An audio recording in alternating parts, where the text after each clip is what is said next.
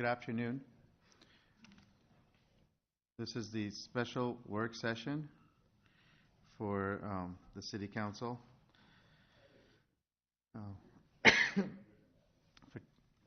for Tuesday, February 7th, 2017. We'll call the meeting to order. Lon, I believe you have the meeting has been called to order. All right. Thank you. Yeah, I wanted to basically do a little bit of a history lesson and bring the council up to date on where we're at with 1204, because Jody has some things to report, but we're going to need some guidance from the City Council on some of these items for moving forward. So we distributed a memo that showed the history of the city's activities with 1204, dating back to May 7th of 2013. It actually started a bit earlier than that, but that's the first time that council started taking formal action and seeing items being brought forward to council on it. That's when we first received and filed the request for TIF assistance from Capital Commercial on the first building. The project had been submitted and had gone through some staff review before then, but that was the first public presentation for council and when council actually formally received and filed the request for TIF assistance. So I think the plan would be to have Jody do her presentation, show you what the current state of the project is, and then go through a bit of the historic timeline for how we've gotten to where we are, some of the things that the city has undertaken, and then have some discussion with council about really where you want to go from here. I think we're having a problem with the computer loading, so it might take a minute to get that PowerPoint up. But let me see.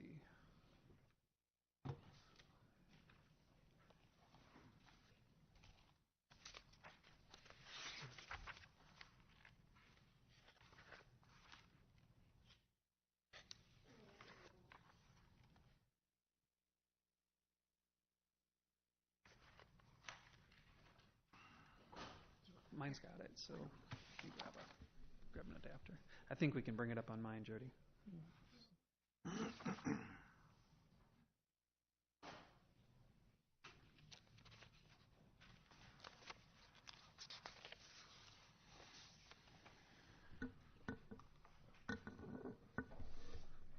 going to switch the input, Amanda.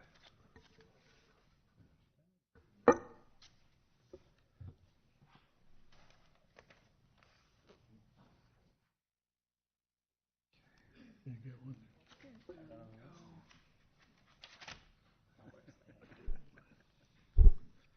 I've been kicked off.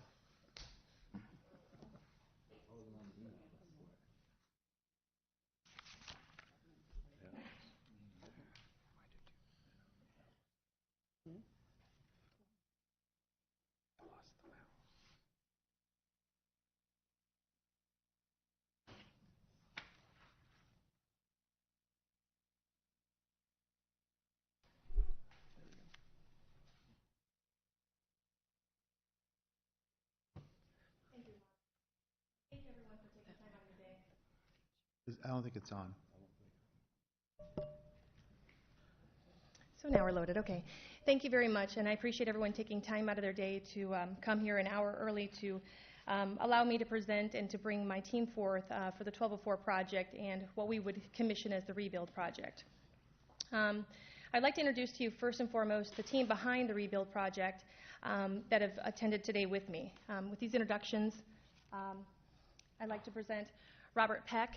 He is our architect on board. He has been with us since day one. Rob Peck has a renowned resume. He's done designing in the Midwest. He is certified on every level, recognized in award level, and has participated in the Linn-Mar School District's design and architectural features. Edie Opperman has been with Iowa Realty. She is a commercial and residential real estate expert. Her forte with our program is the leasing and the selling of our studio units that will be designed on the second and third level of the multi-use building. Greg Suraway is with JCM Builders. He has 25 years of building experience, and he is a general contractor commissioned to oversee the rebuild project. And last but not least is Lee Belfield, and he is a restaurant extraordinaire.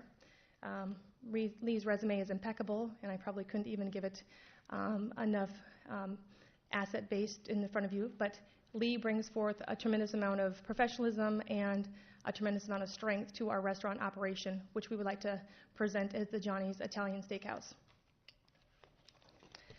Just some background information on the 1204. This project has been ongoing, unfortunately, for a longer period of time than anybody anticipated. In fourth quarter of Q4, we had the land acquired, and we had a phase 1 and a phase 2 conducted. Upon the phase 1 and the phase 2, the phase 1 obviously recommended a phase 2. We ran into soil issues and contamination. Those contamination and soil issues were really at a ground level. It was at a water surface level. That contaminant required remediation and removal to certain places that would take that contaminated soil. It was at that point in time that we commissioned to relook at if we got into the contamination, would that affect the soil stability? And unfortunately it did. As we removed the contaminated soil, we discovered several issues that resolved in extra remediation, such as foundations, debris, just soil conditions that did not make it conducive to work with the building plan we had designed.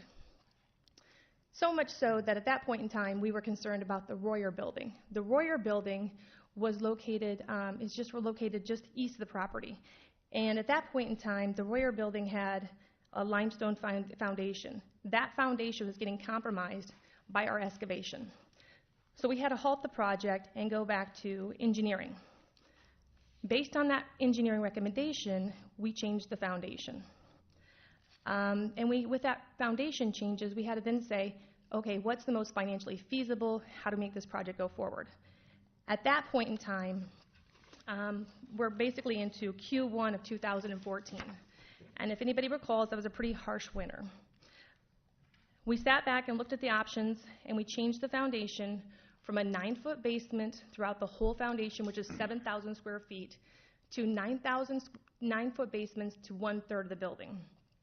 That then made a slab foundation for the remaining 2/3 of the building. What that allowed us to do was to protect the Royer building.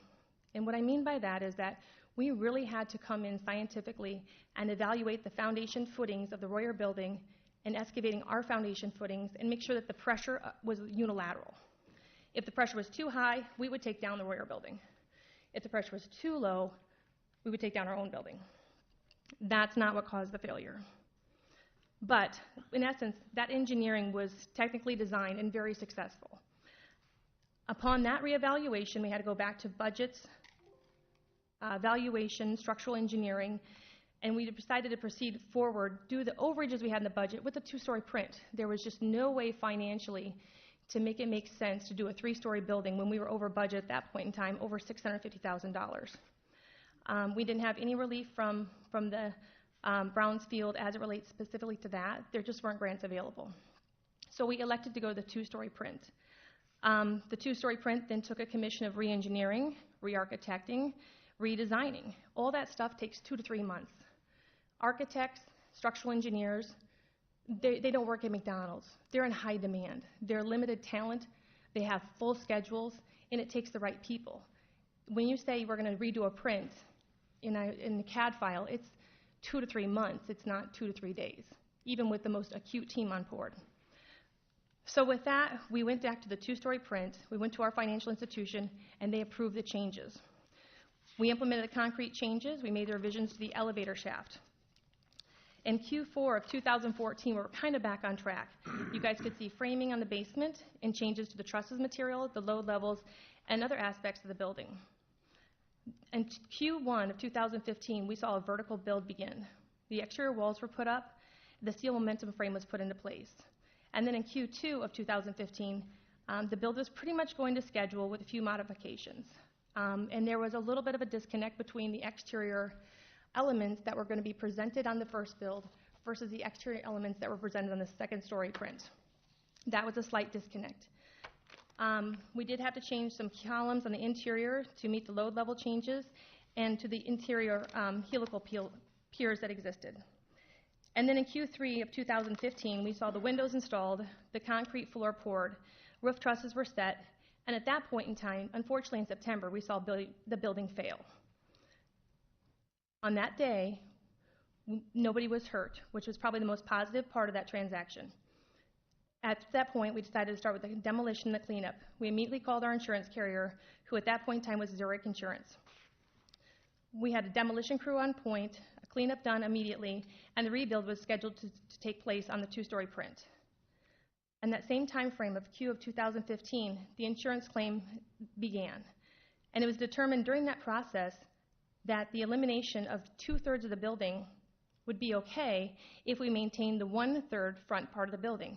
That was based on engineering recommendations by Zurich, who flew in a structural engineer from Colorado. At that same point in time, the City of Marion, in protection of the City of Marion, rightfully asked for our own personal engineering input onto should the first 1/3 of the building stay. It was our city, our personal retained engineer that recommended the first 1/3 of the building come down. Based on that recommendation of our own retained engineer, the first 1/3 of the building came down. The city concurred. At that point in time, the insurance company disputed the fact that we took down the first 1/3 of the building. Even though it was based on a local level decision independently made by our engineer, they were not satisfied with the fact that we took down the first 1/3 of the building. So the insurance dispute started. This begins in basically the beginning part of 2016. The variance of what they were offering versus the amount of liability incurred, the variance was $1.2 million. We continued the dispute through Q2 of 2016, and we still commissioned new building plans to be rebuilt as a 3-story building. At that point in time of 2Q of 2016, we received notification from the IDNR for an investigation. The IDNR was triggered an investigation based on our financial request from the Brownsfield to offer some type of grant assistance. In other words, I personally called the IDNR and said, hey, this is what happened. We've incurred a ton of expenses. What can you do to help? They sent me a certified letter, said, now you're under investigation. Truthfully, that's what occurred. I triggered my own investigation. In Q3 of 2013, the IDNR requested documentation of how the soil was remediated, where we took the contaminated soil, how the geotechnical drillings were performed, who the senior geologist was, and how we performed the certain acts. If anybody's familiar with the IDNR or EPA, it's not a fun organization to be involved with. But I will tell you that I produced documentation timely, that most IDNR investigations or EPA investigations can take 2 to 3 years to resolve. And we steadfastly provided the documentation, trucking receipts, information, phase 1, phase 2 documentation, drilling samples, and we were completed with our IDNR investigation by September of 2016. It was at that same time frame that we settled the insurance claim as well. So prolonged with an insurance dispute, an EPA issue, an investigation that was open and closed, this all led to a significant delay of progress in the rebuild. And in fourth quarter, after we had a clean bill of health, we had an insurance settlement in place, surely not satisfied with, but willing to move forward with. We commissioned back to the 3-story print as discussed and started communications about how to resubmit the building plans to the Building and Zoning Department. At that time, we met with a structural engineer, newly retained from Apex Engineering, and our architectural engineer and our head people with the head officials of the City of Marion. They made recommendations of the print changes and what they would expect, in addition to making changes and recommendations to sidewalks and to the water and sewer levels. Today, we sit here in Q1 with an anchor tenant retained called Johnny Italian Steakhouse for the 1204 project. We have architectural prints that are primarily concluded and ready for city to review. Engineering prints are scheduled and ready for review for the city department. In essence, basically, there's been a lot of challenges with the project. Where we sit today is architectural prints are finalized and reviewed, engineering prints are finalized and reviewed. The sidewalk requirements for ADA compliance are in review and will be complied with as necessary. And the city needs to review, and we need to comply with the water requirements, including the city hydrant. As you can see, there were significant challenges along the way, including and not limited to EPA, IDNR, soil instability, foundation, redesign, and failure. This project has sustained public image and overall dissatisfaction. The community support and civic leadership has lacked confidence, as they should, in this project. There has been a communication breakdown in the overall process and the overall project updates. We've implemented and recommend the following strategies to overcome the challenges that we face. We have a new entity that's going to be holding the company as a 1204 holding company. We have a new financial investor, which is catered for multi-use projects. We had a wonderful financial institution behind us that was primarily agriculturally based. And I think that they, quite frankly, weren't quite stomached for commercial lending. Be that as it may, they served a great purpose, and I strongly respect the people that stood behind us. But at this point in time, we have new financing in place for the project that's catered towards multi-use projects. We have new leadership behind this project, including a new general contractor, JCM Builders, Greg Suraway. We have new engineering behind this project. We have hired an independent oversight company for compliance of progress, implementation of OSHA, and code oversight. And we have new subcontractors that we proposed for this project. The new design system for this project includes more steel infrastructure versus wood. We have a key anchor tenant for the city of Marion, known as Johnny's Italian Steakhouse, which will be operated by none other than Lee Belfield. We have 12 individual high-standing, high-end studios for lease or for sale, and the rooftop features have grown with amenities and upgrades. Johnny's Italian Steakhouse is a Moline-based company. Keynote or corporation is structured as Heartland of America. They own the Machine Shed, Thunder Bay Grill, the J Bar, and hotels nationwide. Johnny's Italian Steakhouse has 11 existing locations in what we consider B-place marketplace shares. So it would not necessarily be located in uptown Chicago, but you would maybe see this type of restaurant in Naperville. Some of their existing locations are in Altoona, Des Moines, East Peoria, Middleton, Moline, etc. Johnny's Italian restaurant does more than $3.4 million in their Moline location alone. Per location employs between 40 and 60 employees. The cost per location is $1.2 million. And as you can see, this is just a map of Heart of America and some of the locations and some of the investments they've made over the years. And what I'm proud to bring to Marion is the fact that this is a locally, when I consider locally, an Iowa-based company or Illinois-based company with local ties to both charities, the local ties of both bringing subcontractors in and employing people on a local level. They've opened up places in, for example, Texas, and they take their subcontractors from here to Texas, which of course just promotes economic feasibility. The studios, which will be located on the second and third story of the 1204 project, will consist of 1 and 2 bedroom luxury style apartments or studios. These high-end finishes will address amenities such as granite, stainless steel, and the high-end polish that you'd expect at a high price point that many of our new developments offer in the city of Marion, but maybe you don't want to live in a development, you'd rather live in Uptown Marion. These are going to be energy efficiency, and we're working on a pilot program with Alliant Energy on a commercial program which will obviously designate to both efficiency for the consumer and efficiency for the city. We are still working on reserve parking spaces. It is a request of the 1204 project that the overall accuracy of the project and awareness is made by the community leaders. It'll be my job to communicate that to you guys on an accurate level and a timely level as requested. We're asking for community support in the rebuild process. We're asking for professionalism throughout the rebuild process and to streamline communication through the rebuild. I feel like many of the disconnects that have occurred, aside from the actual physical challenges, is just through communication.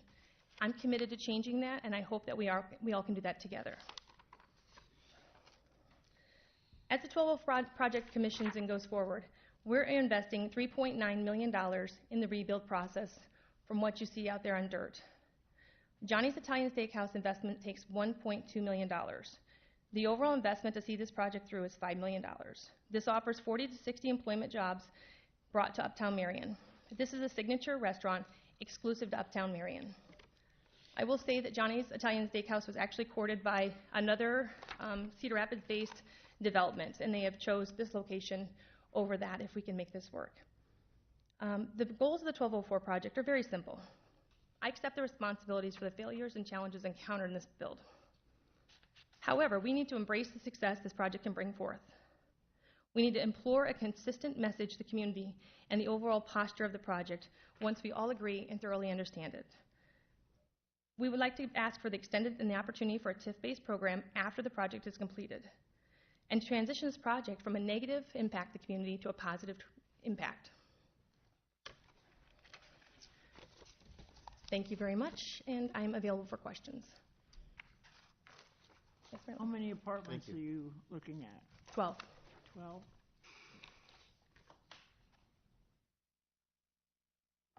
Do you have any renderings of the redesign? Yes. It's very similar to the previous three-story. The very first plan? We kept the initial moldings, all the original brick, the initial, and we'll present that. This is kind of an overview, but absolutely, it's the exact same replica of the three-story that we presented in 2013. It would be full brick, not the... Full brick, yeah, none of the, yeah. Not the... Okay. Any questions for Jody before we hear from Lon? Jody, how much of the existing infrastructure on site would you anticipate you'd still be able to use? Just the foundation and the momentum frame.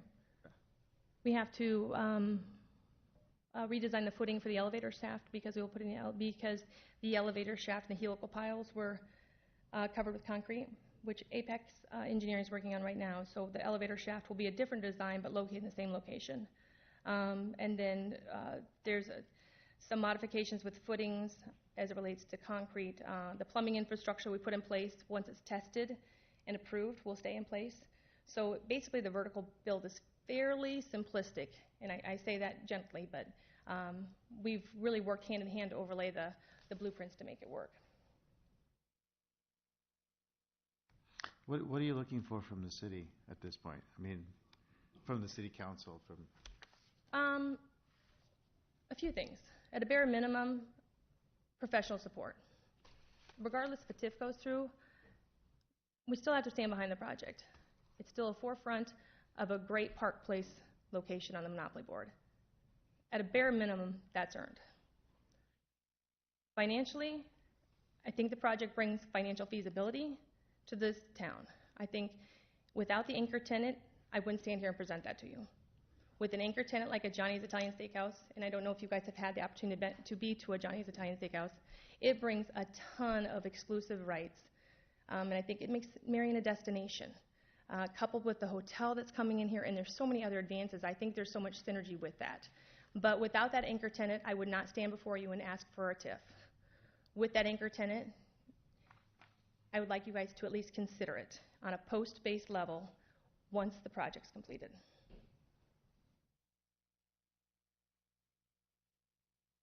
So any city assistance would be after it's completed, according to 2,000%. whatever the plan is. And I will tell you, Mayor, that in the first rebuild process, or in the first build process, we were eligible per our development agreement for financial increments of $150,000 at a certain milestone, as the development agreement was written. I'm from a farm. We don't do it that way. If things aren't going right, you better make some more hay. And things were not going right. At that point, I didn't come to the city and say, hey, City of Marion, could you guys please inject $150,000 in my pocket? I just elected to move that to the side and get the project moving. So I think my intentions are good. Well, I, for one, appreciate your honesty and your willing to accept responsibility and for all the issues that happened in the past. I agree it was communication. I think, there were weeks and months when we didn't hear anything about what was going on, and things just spiraled downward. There was also kind of unmet expectations, and how do we get over that in terms of we would be told one thing and then it just didn't happen, and again we'd be told this is going to happen, and it wasn't you as another representative of the project, but. I mean, that's kind of what's made us nervous, in terms of we would be told one thing that was going to happen, particularly with the other building, and then it just, didn't happen. So people are looking at the experience that that we've had, and thinking, where do we find confidence in going forward? And I appreciate and I respect that. I think that the delineation of leadership has changed. I'm pretty sure there's very few people who want to stand here and have this conversation. I think there's many people who would rather be on your side of this table than mine. I think It's uncomfortable for all of us. I mean, this is not a fun it's a conversation reflection to of be all having. of us. It is. It's a reflection of all of us. But the reflection of all of us is where it is. We are where we are. And where we go from here is where we go from here. So we can either kind of do it the tough way, we can figure out a way that works for everybody, and we can move together. And that's what I'm requesting. I'm not saying this is the way we have to do it. I'm just requesting the rearview mirror comes down, and we figure out how to drive forward together. That makes everybody happy. I don't want to be financially irresponsible or financially indebted to the city of Marion. We're bringing a lot of money to Marion, period, as are a lot of other investors. I'm not the only person. There's plenty of investors who have brought money to the city. And everybody appreciates that. That's part of everybody growing as this community. As the growth goes on, though, we've got to find a way to communicate effectively through departments. That's step number one. And number two is absolutely managing expectations and making sure those milestones are hit. But if financially the funds are earmarked only based on progress and only based on performance, I don't know how else you can better hedge your investment. I agree. I appreciate that. Regarding taking what I think you said, take down the rear view mirror. I keep going back to using the example of the Maidret building. Our expectations were a full restoration of that building. There's still crumbling brick on that building. There's no tuck pointing. There's still a missing cornice that we were told was going to be installed in September or October of, not this last September, but the prior September. That's still not there. You look at these things and it's hard to get over that. Can I make reference to that then? Yeah, please. Okay, so I think part of the communal growth, though, is the fact that there's only so many hours in a day for the public to hear what's going on, both with your hours that are not compensated. Your time's money, as mine is money. As this community continues to grow, it's only if you're in front of public forum are things discussed. There should be streamlined agendas and meetings off hours that if you're on this project, this is an update. This is an update. I'm only requested to come here because I get a phone call. You need to be here for the city council. I don't know that the situations are escalated until the point I'm usually here, of which usually the posture and temperature is pretty hot, of which that's where we're at. So I think as this community continues to grow, I think that there needs to be other benchmarks other than public forums where progress is made, specifically when the city invests in it. But as the effect goes, the part two of the Iowa Economic Development Fund and the SHPO has changed significantly, which is where the cornice and the tuck pointing comes into place. So our part two for the Owen Block building has not been approved yet. Okay. It's in preliminary, the Iowa Economic Development Force changed regulatory bodies at the Des Moines level. So their whole underwriting process, for lack of better words, changed. We had our mortar analysis sent into the Davenport. There's only two experts in the state of Iowa that do mortar analysis. We sent our mortar analysis in with our part two. We have not heard back. We can't perform the part two with the tuck pointing, which is slated for the spring and summer of this year of the entire building. So much so that we are now encompassing the back of the Owen Block building because of the Art in the Alley program. Obviously, we put emphasis in the front, but now we have to invest in the back to just stay par. So the Owen Block building is going to cost another $1 million to 1.2 to bring the back end up to speed, take the windows to original height, take the doors original height, and offer outside dining for those experiences. So I think it goes to a communication again that I agree. things are still moving forward, but you guys just don't know about it. And the second level It would cornice. help if we did. Tell me, If periodically someone came and said, hey, we did promise you that the cornice would be up, a year and a half ago. The but cornice, here's what's going on. We just, right. we have no idea. And as an investor, I don't know what your guys' expectation is either. So, and I don't mean to say this, but that's where the delineation, I think the disconnect's occurring. that is, these large amounts of volume of dollars are going out fiscally, and people are saying, hey, we're going to do this, this, and this, and you guys fiscally are on your honor voting for the public saying, yep, we encourage this, we do this, we do that, that's procedurally done, and then there's a disconnect as to what goes on. I think that there needs to be a check and balance, or either point people, like I said, or meetings that occur so communication streamlined. It's a lot of money for everybody, and it's not taken lightly. Any other questions for Jody? Let me say one. What's your time frame for a 1204? What's your hope? For the permit review process and the overall structural or engineering and blueprints, I think we're looking at probably 30 days, and let's say 45 to be conservative, and then we would commission the rebuild. Johnny Steakhouse would like to be open in 2017. Can I, so, if I may, so what you're saying is we would have plans to review in 30 to 45 days? Is that what you're? Yeah, Rob, you want to allude to that? Yeah, actually, probably less. Rob, can you come to the Sure. microphone? Rob Peck with Design Dynamics. We are just finishing up the architectural drawings, and we need to do a little more coordination with some of the structural aspects. As Jody mentioned, the elevator shaft and also the stair tower are changing. We're going to a concrete block structure as opposed to the wood structure. So to answer the question is we're probably looking at in the 3-week range from today, submitting plans to the building department. So What's the planned construction timeline? Did you address that? Please come forward and state your name and address, and then address. Thank you.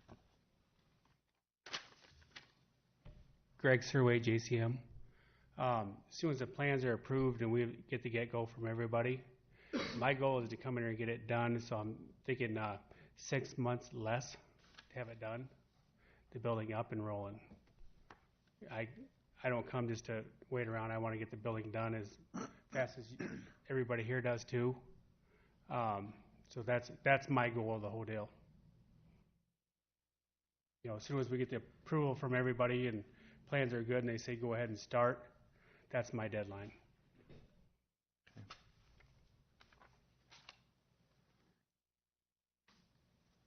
So you think it'd be 6 months when you start? Yeah, obviously there's obstacles in the way every time you do something, but my goal is 6 months.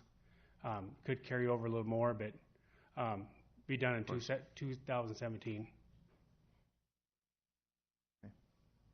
Can I make a suggestion, Mayor? What I think would be great is for you as the general contractor. Is that Correct. Yeah. Okay. So having a meeting, I think, with internal staff that would be involved in the initial project kickoff. So, I'm thinking planning, engineering, folks that are going to be reviewing the plans, because things have changed. We got the IDO in place. I have a feeling there's probably elevations and building renderings that could be supplied now to start the process of getting that plan reviewed. But I think just having a general understandings of roles and responsibilities soon, even before the plans are submitted, so that there's an understanding on how we operate moving forward. And I would suggest that we meet and then have a standing meeting the week before the second council meetings of the month for a while with a written memo of progress. And then we can present it on Tuesdays and do that. But I'm looking at it from the development side of things, and that's where we've had some communication breakdown as well. As I think we review projects, and we got to keep them on task when we're trying to look at time and issues as they come up. And I think that if we could do this, that might help. But clearly, I think having a point of contact and the architect, general contractor, and owner involved in this, I think is essential. So basically, as it stands right now, you could be open for business in October. October, November, right in there. I mean, it all depends how fast this goes through or Right. whatever else. I Well, mean, figuring, giving through the end of March as far as the planning and things, and then starting in April and 6 months. right. And I will need help from the city a little bit. I mean, we're working on a tight corner there. I'm going to bring my crews in to do things. I mean, you got to have a little lenient with me, like maybe shutting down that side street right there for a day, few days during the week. I mean, because it's going to help speed everything up. I mean, I'm going to have people with lifts in there waving, coming around and stuff and getting that building up. And so I want to work with you guys as much as you want to work with me. I mean, we can set meetings up once a week, just go schedule how everything's going, stuff like that. Reasonable. Do you mind if you give us some examples of other projects you've worked on? Or I built two 20 plexes down in Iowa City. I do most of my building in Iowa City, under garage, elevators, everything else, and I get them up and get them done. Building like that, grading down there and stuff, so it takes a little longer than having order your envelope already there. So it takes a little longer, but I get them up, get them done, a year for a building like that, because you have grading and everything else involved in it. any I do a lot of big homes, so I know that everything to do with bigger buildings and smaller homes. You said you have worked on bigger buildings? No, I just told you the Oh. biggest buildings I did down there, and they're Okay. 3 stories Okay. with the elevator shafts, the whole thing. But never a building of this type. A mixed-use building, no. Yes. What is the plan for the apartments for the parking? I think Jody's trying to work with you guys on this. I'm not 100% zeroed in on it, so I don't know that. I couldn't answer that question.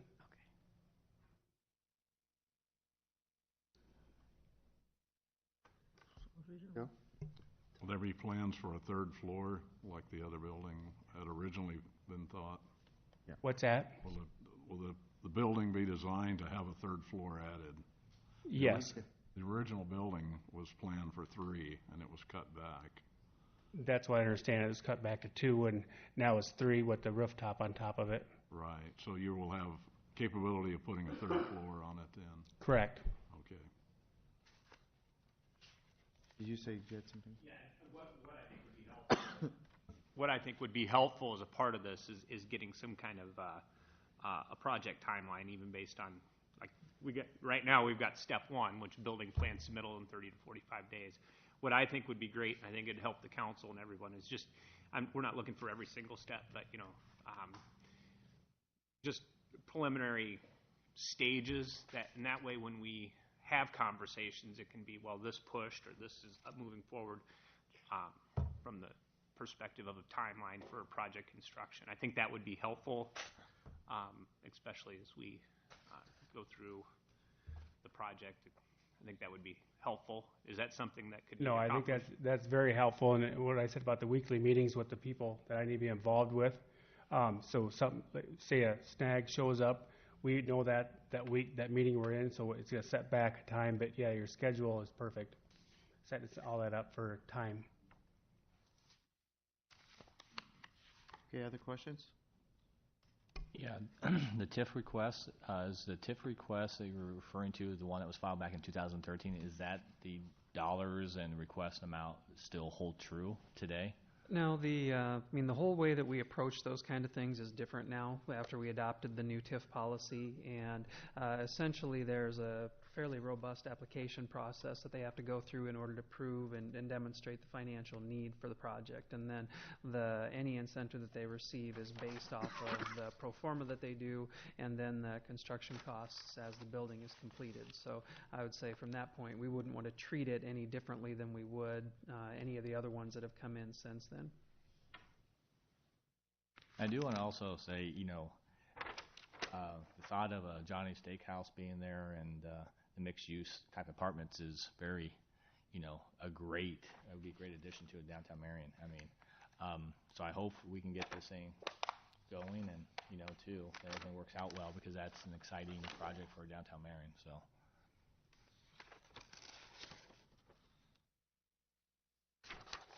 The thing that bothers me is that the face of Marion is being changed so radically with the jewelry store and the changes being made to Irwin's and this now and the plans that were in the Marion Times as far as the library was concerned. This is not Marion anymore. Who are we going to name it after? Pazur, Iowa has her. That's not a question for you. That's just a comment. Mary Lou, I agree with you that there's change, and it's bittersweet. It is. Yeah. I will tell you that I would not stand in front of you even asking for any consideration of a TIF if I didn't believe in Johnny's Steakhouse. And let me tell you why I believe in Johnny's Steakhouse, and I hope that someday you dine there with me. They like their tables to be round because it's family-oriented. There's no linens on the table. But if you feel their silverware, it's very hearty and strong, like a family meal. And if you talk to the owners that started it and the people that represent it, they despise a cell phone at any of their restaurants. Yes. So I just think that the reason I believe, and I stand here, because trust me, otherwise I'd just go about on my merry way and just find a rock and hide under it. But the truth of the matter is, this is a good concept for good people who work hard to believe in the city of Marion, who have the financial responsibility to invest in good projects, and to bring what I consider a huge Midwest-based icon to this Marion, uptown, where we're going to have family-style dining, hopefully limited cell phones, hopefully a few smiles, and some synergy that this community needs. Okay, thank you. Thank you. Is there anything else I can answer for you? Any other questions for Jody before we hear from Lon? Did you want her to address your parking question? Oh yes, I apologize. Yes, parking is a challenge. I don't have an honest answer for you today, and I won't tell you something I don't know because I don't know. I will say that we're working steadfastly to find options. We have some contracts we've discussed that are not signed. I'm concerned, and it was something I brought Johnny's here. I interviewed them probably 4 times in the fourth quarter of 16, and then I brought them here for a physical visit. And I told them my predicament and the situation, and I said, I know parking's an issue. And they said, if we build a good enough restaurant, they're going to come. And I will let Lee Belfield, actually, if you don't mind, having him have the podium for 2 minutes, to explain how he handled parking challenges in the past and how we anticipate overcoming them in the future.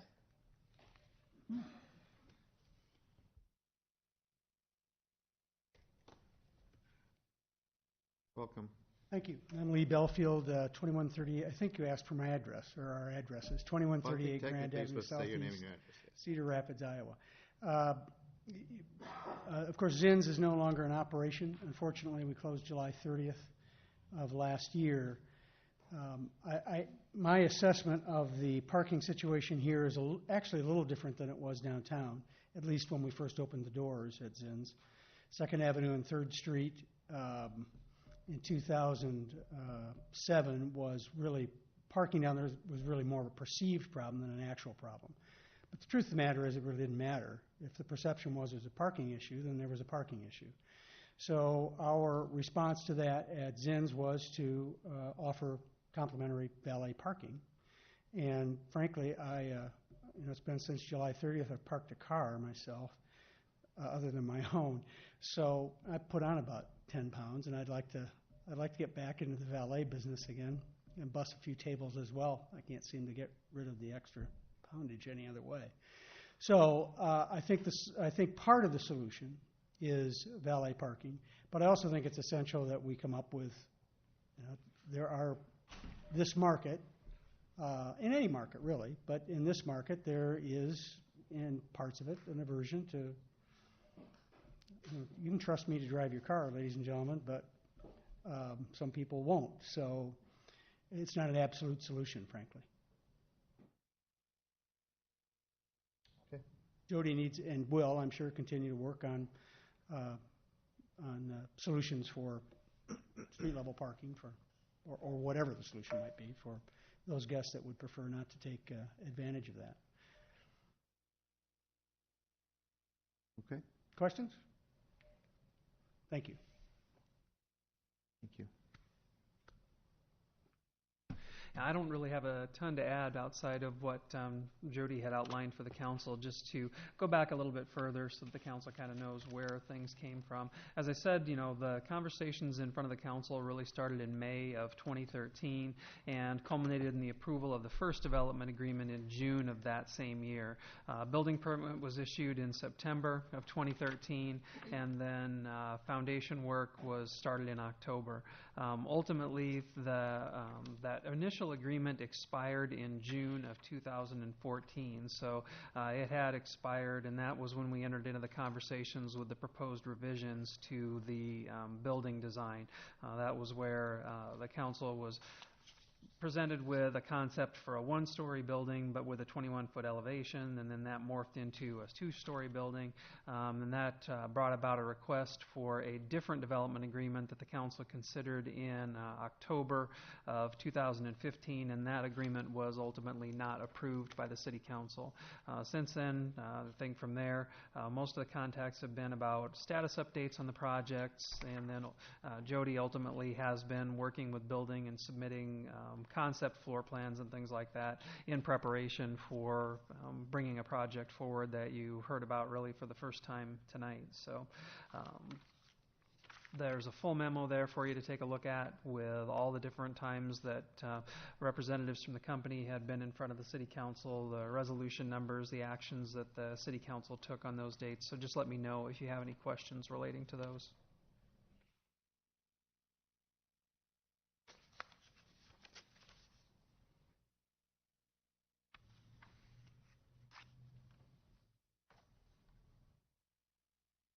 Questions for Lon?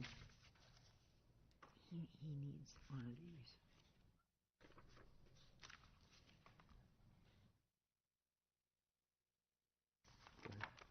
Are we going to talk about the Maidrite building at all today? Well, we've talked a little bit, but I was just wondering, Yep, I can do a quick overview for you. just like the Yeah, Maidrite. yep, absolutely. Make the best of time, use of time. Thank you. The current status of the Owen Block building is, as you know, we've parted ways with an anchor tenant who has been a staple of this community, and I'm very proud to call my friends, colleagues, and former tenants. And we've parted on excellent terms of wishing them the best and supporting them in their transition to their new challenges. The Owen Block building, as I stated, is in a Part 2 review approval with the SHPO department, which, if nobody's familiar with SHPO, that's the State Historical Preservation Office, and that then gets forwarded to the federal office. There has been a changing of the guards in the SHPO at the state level, so applications are kind of hung up, as I understand it, and there's a workshop I'll be attending yet this month on the updates. So as it relates specifically to the exterior, the goals are to completely tuck point the front facade, the corner, and the west facade, including the back alley. So the entire building will be tuck pointed when the approval process begins. Once that approval starts, we will commence on the tuck pointing from a third party. We've hired a technical analysis, and I believe it's Brick Restorations. I think, is that, am I close? Renaissance? Yeah, is that, yeah. Renaissance I think Restoration. it's somebody you guys have used in the past. They're familiar with the Marion project, so we've commenced and commissioned excellent subcontractors to do that work. So in fact, we're kind of at a standstill, unfortunately, at the front of the building. As it relates to the cornice, the second metal band has to be approved by the SHPO. There are certain things that we can do and make recommendations, but at this point, I think that band and cornice is historically very important, and we need to get some guidance on that, which will come in our Part 2 revisions, corrections, or conditions to meet the Part 3 approval. So unfortunately, we're in a holding pattern with that application. As it relates to the second story, those are 7 individual apartments that are 100% occupied. Marion has a huge demand for uptown living, and I can't state that enough, that as an investor, we do not have any vacancies. When I took that building over, I couldn't walk through it. There was blood, urine, feces. I got dry heaves when I walked that building the first time. The building now on the second level is clean, fully occupied. Other than maybe a smell of a maid right now and then, it's a great, great concept up there. And it serves housing needs, it serves communal needs, it's a great location. On the main street, we were in transformation. We have a tenant that's a great tenant that we'd like to find relocated in a great Marion uptown location, the Treasure Chest, which we have not secured yet. So out of respect, I don't want to do anything until we find that person a home, because we owe that to them. We do have 2 letters of intent for 2 anchor tenants that will come in there that are restaurants. They would serve the morning needs of the community, which would be breakfast, and they operate, the letter of intent is a restaurant that operates 8 different locations in the local area. They've got a great following and a great track record. The next locations, provided we can find our tenant a great home, will be a little bit of an offbeat, kind of a bicycling, New Orleans type of style restaurant. It'd be a very low price point. It would not compete with the Johnny's. It'd be, under $15 price point for the family that wants to come in and have some great lunch. And that restaurant venue includes outside patio dining. So we would be investing upwards to $500,000 to both the restaurant improvements and the patio dining outside that we would be seeking from the city of Marion. So that building is just a building of passion. It just keeps going, and the needs keep going. But the alley program is amazing, and I would never have re-entertained finding new tenants or re-entertained investing that kind of money. But the art program demands and commands that. And as a corner business owner, I need to step up and invest in that, and I'm willing to do that. I have a question. Now, it is not handicap accessible, is it? Very good point, Mary Lou. So, I'm going to bring Rob Peck up here because this has been a major issue of contention, which you're going to love the outcome. Well, the original intent was an elevator in the alley a long time ago. Wasn't it, Rob? I guess I can't speak to that. But Not on this watch. Okay, well, no, but that was, Okay, that well, was just, the... I'll own everything, intent. but not that Okay. one. That one's not me. All right. Okay, but here's Rob. Rob Peck with Design Dynamics again. Along with the patio balcony area off the back of the restaurant, kind of overlooking the Art in the Alley project, we're looking at putting a ramp system in to get essentially people in the back door, so to speak. I know engineering may be looking at with the streetscape and stuff, but I think just because of the elevation difference between the sidewalk and the main floor of a lot of the buildings in that area, you're just not going to get the handicapped accessibility in the front door. Well, the problem I heard was that when the doorway changed from the 7th Avenue to the 10th Street, corner. 7th Avenue, that it was no longer accessible for a handicap, that it was too difficult to try to get up the steps and keep the door open and, And right, and that to a certain extent goes back to with SHPO and the original the way the building was originally with that essentially the way it is right now is how it was originally. I understand that, but the reason it got changed was because the wind from the west made it difficult to hold the door open, and that's why they moved it to the 7th Avenue, which was then protected. And unfortunately, SHPO doesn't really take anything like that into consideration. They want to see you essentially draw a line in the sand in terms of what date you want to restore it back to, or close to it. As I don't know, I'm sure everybody has seen historic pictures of the cornice that was on that building. Financially, nobody would want to spend that kind of money to put that cornice back on that building, unfortunately. But they want to see it restored to a period in which in this case, that door was on the corner. That's why, that's why I kind of object to this modernization, as we move east, and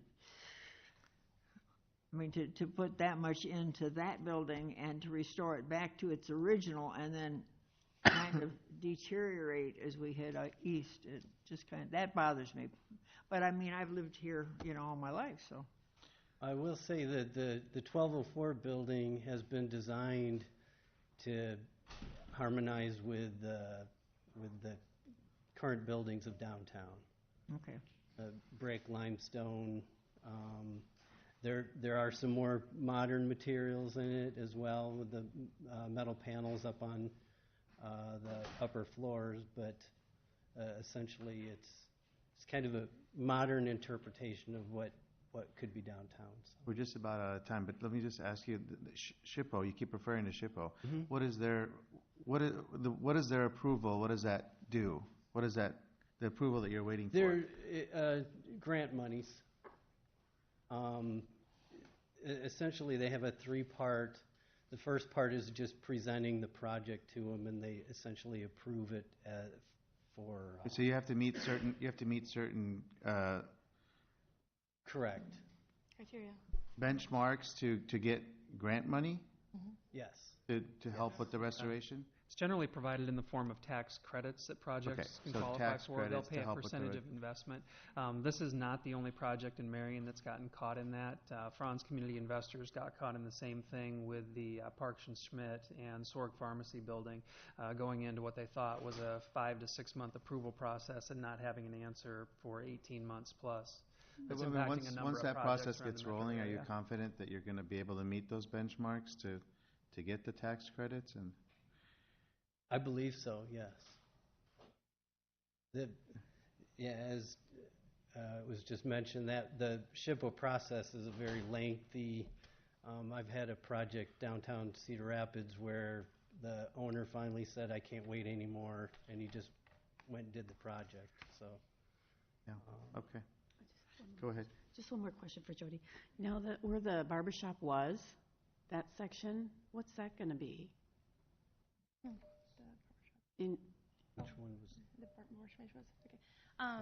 So the former Schmidge location, which would be on the 7th Avenue side, would be the home of what would be technically called Daisy's Garage. Oh, so. So those two combined spaces would be one space as a restaurant with a combined common area ADA accessible restroom between. So the whole commercial space is going to be ADA accessible for anybody and any participant in the back alley program. So if you were just at a concert and you just need to use a restroom, the way the design features are, and we'll be happy to present this as this continues to evolve, but the goal of it is that to make it encompassing for all parties. So if you need to use a restroom, you may not have dined there, but you can use the restroom, come to the back, go through the ramps, and it's a common area. So it's a really, it's a great benefit to the Uptown Marion, and it just complements what you guys have done and what Karen's done for the program and all the people who stood behind it.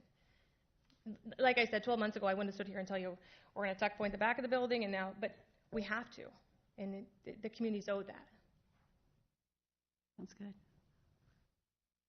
I did. Well, I was speaking with a young man that lives above the ex-maid, right? And he said that it was a wonderful place to live. He was really impressed with it, so. I paid him $5 to say that.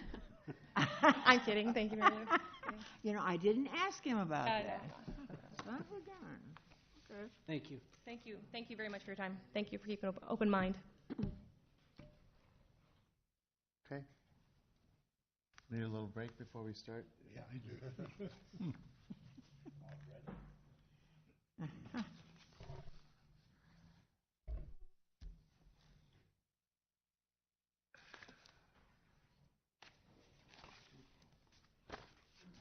Making me hungry.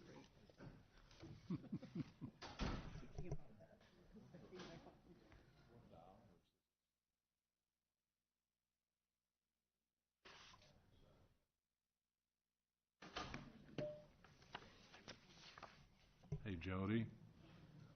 Hey, Jody. What's the hours that you're expecting the restaurant to operate? The Johnny's. The Johnny's.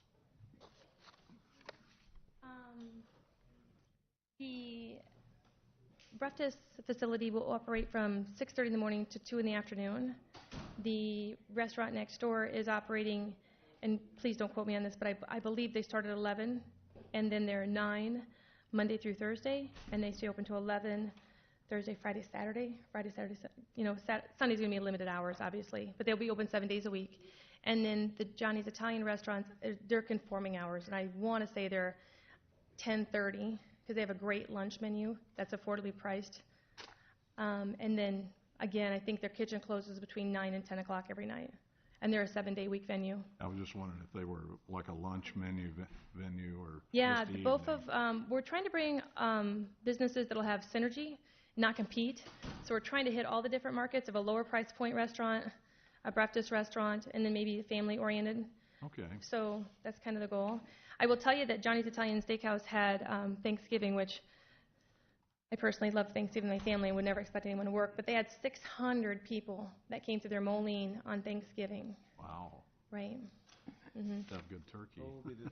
Yeah. What will be the seating capacity of this one? Okay, it's 7,000 square feet. Thank you for asking that. We are designed like the Moline office, so off cuff, I'm going to say 175. Thank you. I appreciate it. All right, thank you. Mhm.